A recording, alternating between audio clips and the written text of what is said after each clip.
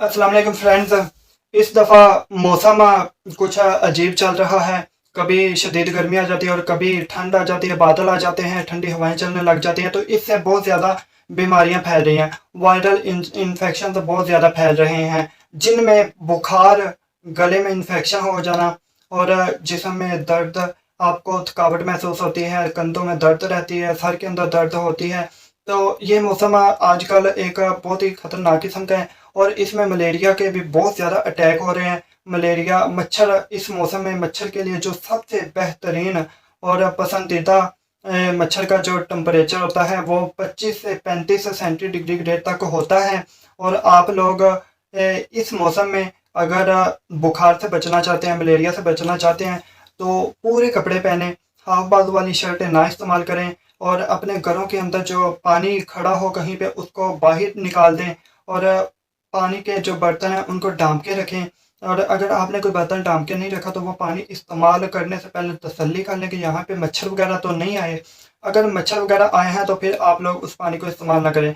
Malaria फैलने की वजह सिर्फ और सिर्फ मच्छर का काटना नहीं है, मलेरिया की और भी बहुत सी वजूहात हैं। मलेरिया की वजूहात में ये हवा के अंदर भी मलेरिया के असरात हो जाते हैं, जब मलेरिया बहुत ज़्यादा आम हो जाता है। और उसके अलावा ये जिस बर्तन पर बैठ जाए और उससे हम पानी पी लें तो उससे भी हमें मलेरिया हो सकता है। और आजकल ये जो अप्रैल मई का महीना है, इसमें इतनी ज़्यादा गर्मी नहीं पड़ रही तो मच्छर बहुत ज़्यादा हैं और ये मच्छर हैं जो ये मलेरिया का सबब बन रहे हैं। और शहरी इलाकों में डेंगू का खतरा बहुत ज़्यादा है और देही इलाकों में मलेरिया बहुत ज़्यादा हो रहा है और तकरीबन 10 में से 8 पेशेंट जो आते हैं उनको मलेरिया होता है। और मलेरिया से हम ऐसे ही बच सकते हैं कि लोशन इस्तेमाल करें, फुल बाजू शर्ट पहने और अपने जिस्म को ज़्यादा से ज़्यादा ढाँप के रखें। तो और उसके अलावा अगर हमें सर दर्द, चक्कर, घबराहट, जिस्म में दर्द, पट्ठों में दर्द, टांगों में दर्द, जिस्मानी दर्द महसूस हो या टेम्परेचर बढ़ता हुआ महसूस हो तो फ़ौरन डॉक्टर से रजू करें। और उसके बाद इस मौसम में एक और मसला बहुत ज़्यादा चल रहा है कि वायरल इन्फेक्शंस का। वायरल इन्फेक्शन ऐसे इन्फेक्शन होते हैं जो एक बंदे से दूसरे बंदे में शिफ्ट हो जाता है, दूसरे बंदे को लग जाते हैं। फ़र्ज़ करें किसी को नज़ला ज़ुकाम है, आपने उसने जिस बर्तन को इस्तेमाल किया, अगर आपने भी उसको इस्तेमाल कर लिया है तो आपको भी नज़ला ज़ुकाम हो सकता है। अगर किसी को खांसी है, आपने उसकी कोई झूठी चीज़ खा ली है या उसके साथ आपने आपने उसके साथ रहे हैं तो आपको ये इन्फेक्शन हो सकता है। तो मास्क का इस्तेमाल लाज़मी करें कुछ दिनों के लिए। आगे गर्मी आ जाएगी फिर ये बीमारियां इंशाल्लाह ख़त्म हो जाएंगे। और कुछ बीमारियां हमारे गुनाहों की वजह से भी हैं और हमारे गुनाहों की वजह से भी काफ़ी बीमारियां हैं।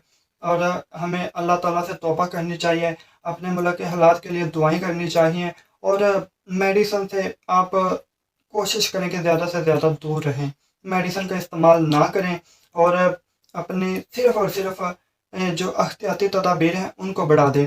और इन मौसम में आप इम्यूनिटी बूस्टर्स का ज़्यादा से ज़्यादा इस्तेमाल करें, जिससे आपका इम्यून सिस्टम मतलब कि मदाफ़ती सिस्टम जो कि बीमारियों के ख़िलाफ़ लड़ने के लिए हमारे जिस्म के अंदर ताकत होती है वो मज़बूत हो। जब वो आपका मदाफ़ती इम्यून सिस्टम मज़बूत होगा तो आप लोगों को जल्दी बीमारी नहीं लगेगी।